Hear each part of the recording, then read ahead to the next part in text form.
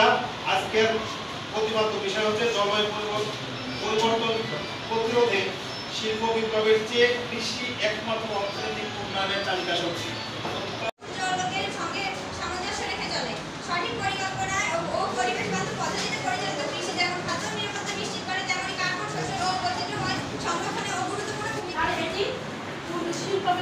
কৃষির প্রতি একটি সংজ্ঞা বা আমাদের এই বিষয়ে কিছু জানা উচিত।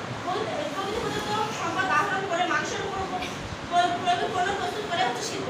আর শিল্প যখন ব্যবহার করে আমাদের দেশে উন্নতি হচ্ছে, তখন আমরা তখন বলবো শিল্প বিপ্লবের চালিকা শক্তি। ফসল উৎপাদন, মাছ চাষ, বনায়ন, মাটি জৈব ব্যবহার মানে হচ্ছে কৃষি। আর সেই কৃষির উপর ভিত্তি করে যখন উন্নয়ন হবে, তখন আমরা বলবো কৃষির উন্নয়নের চালিকা শক্তি। মাননীয় মডেল আমাদের বাংলাদেশে যখন কোনো অভাব অনটন থাকবে না, আমাদের বাংলাদেশ সম্পূর্ণ এবং স্বাবলম্বী হয়ে উঠবে, তখন আমরা বলবো যে আমাদের বাংলাদেশ একটি সমৃদ্ধ বাংলাদেশ। লক্ষ্যমান মাননীয় মডেল আমার প্রতিপক্ষ দলের প্রথমত বারবার বলে গেলেন যে তারা শিল্প ক্ষেত্রে স্বনির্ভরতা আয়োজন করবে এবং আরো বললেন যে কৃষি নাকি জলবায়ু পরিবর্তনের একমাত্র উন্নয়ন চালিকা শক্তি। তাই যদি হতো তাহলে তোমাদের সেই কৃষি আজ সেই শিল্পের প্রতি নির্ভরশীল হতো না। মাননীয় মডেল আমি আজ যে কৃষি প্রযুক্তি যেটা হচ্ছে চলতে হচ্ছে, সেটা কিন্তু শিল্পের মাধ্যমেই হচ্ছে। মাননীয় মডেল আমি কিছু উদাহরণ দিতে চাই। মাননীয় মডেল যেমন আমরা যখন ফসল উৎপাদন করি, তখন আমরা সর্বপ্রথম চাষ করতে হয়। সেই চাষ করার প্রযুক্তি দ্বারা বা শিল্প দ্বারাই প্রয়োজন, মানে শিল্প দ্বারাই গঠিত হয়। যেমন পাওয়ার টিলার, ট্রাক্টর, উন্নত প্রযুক্তি, কোদাল, মই, এগুলো আগেকার সব কৃষকেরা এইসবের উপরে নির্ভরশীল। মাননীয় মডেল কৃষকরা জমি চাষ করতে শিল্পের উপরে নির্ভরশীল। আবার পুকুরে যেমন কৃষির মধ্যে যেমন করে পুকুরে মাছ চাষ করতে হলে প্রথম পুকুরটা তৈরি করতে হবে। পুকুরটা তৈরি করতে হলে প্রথম কি লাগবে? প্রথমে সে পুকুরটা তৈরি করতে হবে যেখানে আমাদের আর্টিকল লাগবে, যেটা আমাদের প্রযুক্তির মধ্যে পড়ে। আর সেই প্রযুক্তি আর্টিকল যখন সে মাটি খুলে দেবে, সেই পুকুর তখনই তৈরি হবে। আবার এই আর্টিকলটা শিল্পের মধ্যেই পড়ে। শিল্প কোনোটি কাজে কৃষি কোনো কাজে শিল্প ছাড়া শুরু হতেই পারে না। পুরো কৃষি শিল্পের উপরে নির্ভরশীল। আমরা নিশ্চয়ই এবার বুঝতে পেরেছি যে কৃষি শিল্পের উপর নির্ভরশীল। যখনই কৃষি শিল্পের উপর নির্ভরশীল, তখন সেই কৃষি কি হবে? জলবায়ু পরিবর্তনের প্রতিরোধে আমাদের উন্নয়নের চালিকা শক্তি হতে পারে। লক্ষ্যমান মাননীয় আজ কৃষি ব্যবস্থাপনা বাংলাদেশকে সমৃদ্ধ করতে ব্যর্থ, সেটা আজকে প্রমাণ হয়ে গেল। মাননীয় আমাদের বাংলাদেশে যে জলবায়ু পরিবর্তনের যেগুলো আমাদের ক্ষয়ক্ষতি হয়েছে, যেমন দুর্যোগ, আমাদের দেশের গ্রীষ্মকালে শীতকাল তাপমাত্রা বৃদ্ধি পাচ্ছে। আবার বন্যায় অনেক ঘরবাড়ি ডুবে যাচ্ছে। আবার দেখা যাচ্ছে যে অতিরিক্ত খরার কারণে গাছপালা পানির অভাবে মারা যাচ্ছে। আবার দেখা যাচ্ছে এগুলো জলবায়ু পরিবর্তন, এগুলার ভূমিকা কিন্তু শিল্পই রাখছে, শিল্প বিপ্লবী রাখছে। যেমন দেখা যাচ্ছে যেমন দেখা যাচ্ছে যে জলবায়ু পরিবর্তনের কারণে খরায় জমি জমা সব বা পুকুর, এগুলো নদী নালা সবকিছু শুকিয়ে যাচ্ছে, যার কারণে ফসলের ক্ষতি হচ্ছে। এই ফসল ক্ষতি হওয়ার জন্য ক্ষতি থেকে উদ্ধার করার জন্য এই শিল্প তৈরি হচ্ছে। যেমন শিল্প হচ্ছে দেখা যাচ্ছে যে মোটর দ্বারা আমরা পানি দিয়ে জমতে, অর্থাৎ এই সবকিছু দ্বারা বোঝা যায় যে কৃষিরা শিল্প একমাত্র অন্য চাকরি পদ্ধতি। ধন্যবাদ।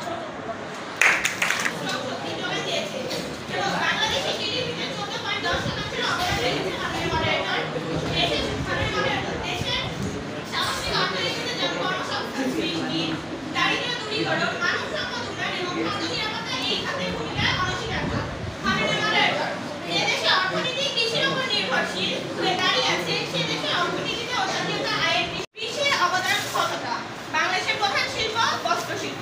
এই শিল্পের মূল কাঁচামাল কৃষি থেকে কিন্তু আসে। অপরদিকে চিনি শিল্পের মূল কাঁচামাল কিন্তু আখ, সেই আখটাও কিন্তু কৃষি থেকে উৎপাদন হয়। কৃষি পণ্যের গম, যার থেকে আটা তৈরি করে তারা ব্যবসা করছে, তা কিন্তু কৃষিরই একটি উৎস। তাহলে বোঝা গেল যে কৃষি পণ্য দ্বারা শিল্প। প্রতিপক্ষ দল এবং সুধীমণ্ডলী সবাইকে আমার আন্তরিক সালাম, আসসালামু আলাইকুম এবং অনুরোধ প্রতি আদায়। ধন্যবাদ মাননীয় মডারেটর আমাদের বক্তব্যের সুযোগ দেওয়ার জন্য। আজকে বিষয় নির্ধারিত করা হয়েছে জলবায়ু পরিবর্তন শিল্প বিপ্লবের একমাত্র উন্নয়ন চালিকা শক্তি। আমি এবং আমার দল এর বিপক্ষে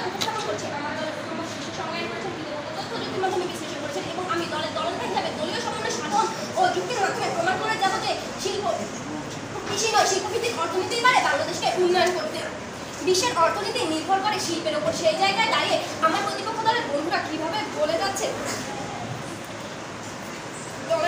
কৃষিভিত্তিক দেশ করার মাধ্যমে বাংলাদেশকে আবার সেই অন্যান্য দেশে নিয়ে যেতে চাচ্ছে। প্রতিপক্ষ দলের বন্ধুরা শিল্পের মাধ্যমে গড়তে পারলে দেশ অর্থনীতি হবে শক্তিশালী দেশ। লক্ষ্য করুন মাননীয় মডারেটর, আমার বিপক্ষ দলের বন্ধুরা বলেছে যে কলকারখানা থেকে বিভিন্ন জৈব রাসায়নিক বর্জ্য পরিবেশকে ভুলে যাচ্ছি। কলকারখানার মাধ্যমে অধিক ফসল উৎপাদিত হচ্ছে। আমরা যদি অধিক ফসল উৎপাদন না করতে পারি তাহলে পরিবেশ ভালো রেখে কি করবো? প্রশ্ন রেখে গেলে প্রতিপক্ষ দলের কাছে দয়া করে উত্তর দিয়ে যাবে। লক্ষ্য করুন মাননীয় মডারেটর, প্রতিপক্ষ দলের বন্ধুরা প্রথম কথা বলেছেন যেখানে শিল্প কারখানা স্থাপন করা হবে সেখানে বস্তি স্থাপিত হবে, অধিক ধরনের বসতি হবে এবং অসামাজিক কার্যক্রম হবে যতটা সম্ভব। যদি একটা মানুষ যায় সে অসামাজিক কার্যক্রম করবে না, তাহলে সে একটা মানুষের মানবিক মূল্যবোধ যদি বলে যে আমি আজকে অসামাজিক কার্যক্রম করবো না, তাহলে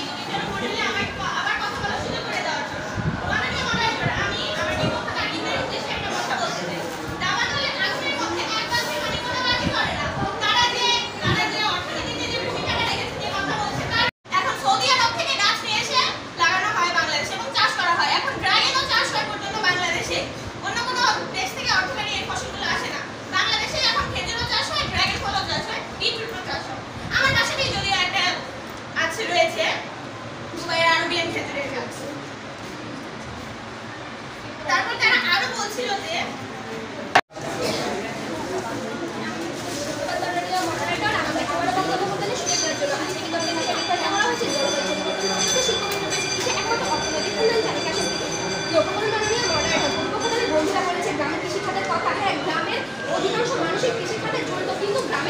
মানুষ যদি শুধু কৃষিখাতে জড়িত এরকম নয়।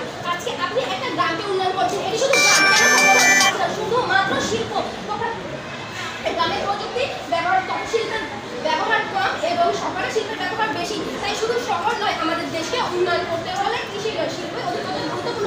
এরপরেও যদি আমাকে বন্ধুরা বলে দেশকে উন্নয়ন করতে শিল্পের চেয়ে কৃষি অধিক গুরুত্বপূর্ণ, তাহলে আমি তাদেরকে বলবো এখন না বুঝলে পারছি যৌবনের ভারে 22 কাঁদিতে হবে নয় জোরে। অর্থাৎ দেশকে উন্নয়ন ও সমৃদ্ধ করতে কৃষি নয় শিল্পই হবে আমাদের প্রধান হাতিয়ার। এটাই বাস্তব, এটাই সত্য। লক্ষ্য করুন মাননীয় মডারেটর, প্রতিপক্ষ দলের বন্ধুরা বলেছে দাদা আমি এই কথা আছে, আপনি একটা মাছের খামার তৈরি করবেন, খামারটা কিভাবে তৈরি করবেন? খামার তৈরির জন্য আপনাকে অবশ্যই শিল্পের প্রয়োজন। হ্যাঁ, আপনার কাছে কাঠ আছে, আপনি কাঠকে প্রক্রিয়াজাত করার জন্য প্রক্রিয়াজাতের জন্য দরকার, প্রক্রিয়াজাতকরণের পদ্ধতি দরকার, শিল্পের প্রয়োজন। আর কাঠকে প্রক্রিয়াজাতকরণ না পেলে সে কিভাবে খামার তৈরি করবেন? আপনি যদি আপনি যদি কর্মসংস্থান সৃষ্টি করতে চান তাহলে আপনাকে সেই শিল্পের সাহায্য নিতে হচ্ছে।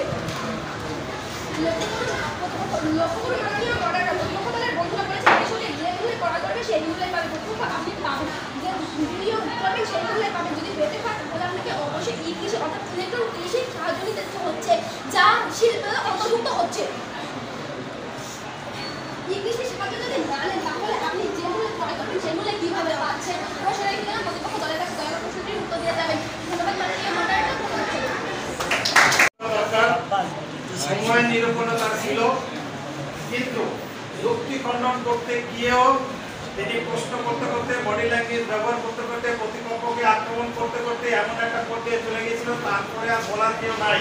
কিন্তু শেষ মুহূর্তেও তিনি তাদেরকে একটা প্রশ্ন রেখেই গেছে ওটা আশা করি তোমরা দেওয়ার চেষ্টা করো কোনো না কোনো দিন। আসলে এইটা সে এতই, এটা তার দোষের কিছু না, যদিও এই ক্ষেত্রে তার জন্য এটা কিন্তু মাইনাস পয়েন্ট, কিন্তু এটার দোষের কিছু না, সে এত